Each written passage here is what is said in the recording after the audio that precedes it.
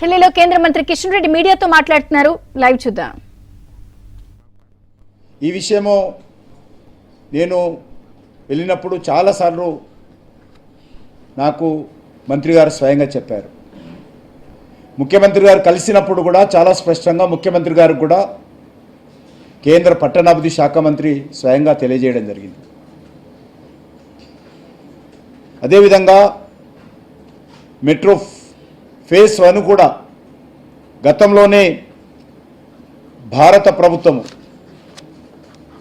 1250 కోట్లు metro phase 1కి ఇవ్వడం జరిగింది. చివరకు మెట్రో ఫేజ్ 1 పూర్తయిన తర్వాత నరేంద్ర మోడీ గారు స్వయంగా హైదరాబాద్కు వచ్చి మెట్రో ఫేజ్ 1 ప్రారంభించిన విషయాన్ని కూడా ఈ సందర్భంగా మనం చేస్తున్నాం. దేశవ్యాప్తంగా అనేక మెట్రోలకు సెకండ్ ఫేజ్కు థర్డ్ ఫేజ్కు ఏ రకంగానైతే కేంద్ర ప్రభుత్వం సహకారం అందిస్తుందో హైదరాబాద్ కూడా అదేవిధంగా మరి టెక్నికల్గా కానీ ఫైనాన్షియల్గా కానీ మరి చర్చించి రాష్ట్ర ప్రభుత్వాన్ని సహకరిస్తే తప్ప ఇది తెలంగాణ కాబట్టి కిషన్ రెడ్డి గారు వద్దన్నారు కాబట్టి ప్రాజెక్టులు ఎక్కడ ఆగవు.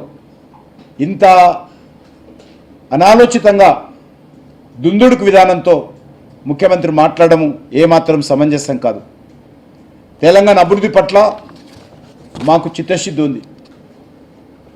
మాకు ఎవరి సర్టిఫికెటు అవసరం లేదనే విషయాన్ని ఈ సందర్భంగా మనవి చేస్తున్నాను. నాకు కానీ కేంద్ర ప్రభుత్వానికి కానీ మోడీ గారికి కానీ రేవంత్ రెడ్డి సర్టిఫికెటో కాంగ్రెస్ సర్టిఫికెటో మాకు అవసరం లేదు. మేము రేవంత్ రెడ్డికి జవాబుదారీ కాదు, నేను తెలంగాణ ప్రజలకు జవాబుదారీ, తెలంగాణ అభివృద్ధికి జవాబుదారీ.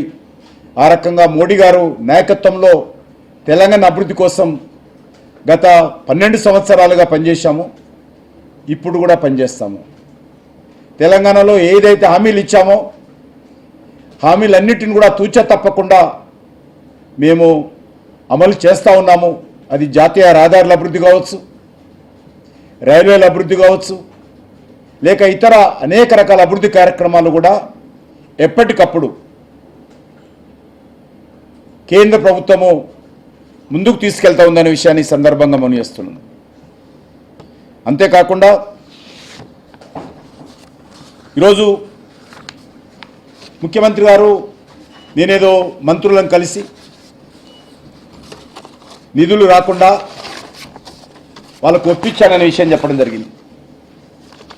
ఆయన కొన్ని డేట్లు కూడా చెప్పారు.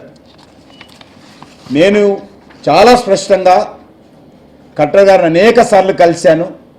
కలిసిన ప్రతిసారి సోషల్ మీడియాలో పెట్టాను.